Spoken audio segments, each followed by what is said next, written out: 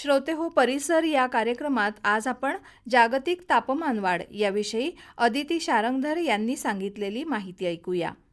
नमस्कार श्रोत्यांनो, आज आपण एक अत्यंत गंभीर आणि जागतिक समस्येबद्दल चर्चा करणार आहोत.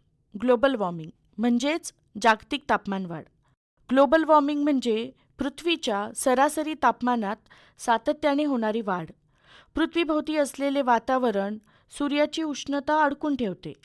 ही प्रक्रिया नैसर्गिक असून तिला हरितगृह परिणाम म्हणजेच ग्रीन हाऊस इफेक्ट असे म्हणतात. जर हा परिणाम नसता तर पृथ्वीचे तापमान खूप कमी झाले असते आणि पृथ्वीवर जीवन शक्य झाले नसते. पण गेल्या काही दशकांपासून मानवी क्रियाकलापांमुळे वातावरणात carbon dioxide, methane, nitrous oxide यासारख्या हरितगृह वायूंचे प्रमाण मोठ्या प्रमाणात वाढले आहे. त्यामुळे जास्त उष्णता अडकून राहते आणि पृथ्वी गरम होऊ लागते. हे वायू पृथ्वीची अतिरिक्त उष्णता वातावरणात अडकून ठेवतात.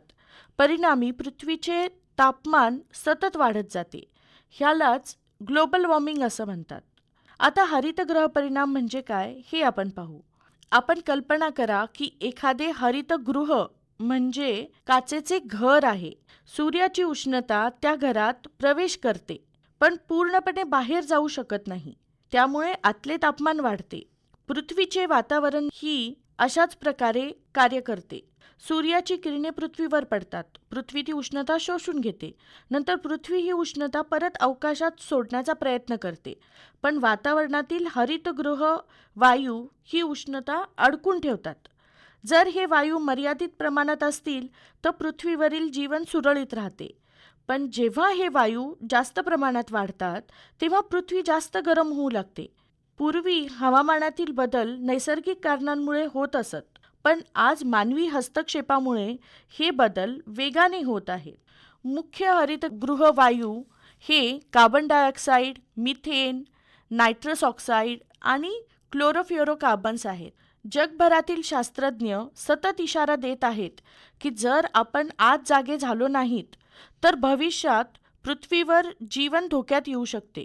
ग्लोबल वॉर्मिंगमुळे पृथ्वीचे सरासरी तापमान औद्योगिक क्रांतीपूर्व काळाच्या म्हणजे साधारण 1850 ते 1900 सालाच्या तुलनेत आत्तापर्यंत सुमारे 1.4 अंश सेल्सिअसने वाढले आहे. जरी 1.4 अंश सेल्सिअस हा आकडा ऐकायला छोटा वाटत असला तरी संपूर्ण पृथ्वीच्या वातावरणात विचार करता ही उष्णतेमधील खूप मोठी आणि चिंताजनक वाढ आहे. तापमानवाढीची सद्यस्थिती आणि गती सरासरी वाढ वेगवेगळ्या जागतिक हवामान संस्था जशा कोपर्निकस क्लायमेट चेंज आणि नासा यांच्या आकडेवारीनुसार पृथ्वीचे तापमान साधारण 1.3 अंश सेल्सिअस ते 1.4 अंश सेल्सिअसच्या दरम्यान वाढली आहे. दर 10 वर्षात सुमारे 0.2 डिग्री सेल्सिअसने तापमान वाढत आहे. गेल्या 10 वर्षातील काळ हा इतिहासातील सर्वात उष्ण काळ म्हणून नोंदला गेला आहे. जर तापमान वाढ 2 अंश सेल्सिअस किंवा त्यापेक्षा जास्त झाली तर पृथ्वीवरील हवामान संकट अत्यंत घातक आणि नियंत्रणाबाहेर जाईल, अशी चेतावणी शास्त्रज्ञांनी दिली आहे. धन्यवाद. जागतिक तापमानवाढ याविषयी अदिती शारंगधर यांनी सांगितलेली माहिती ऐकलीत. निवेदन केलं होतं विद्या तावडे यांनी आणि सादर करते होते विवेक वानखडे. ही आकाशवाणी रत्नागिरी केंद्राची निर्मिती होती.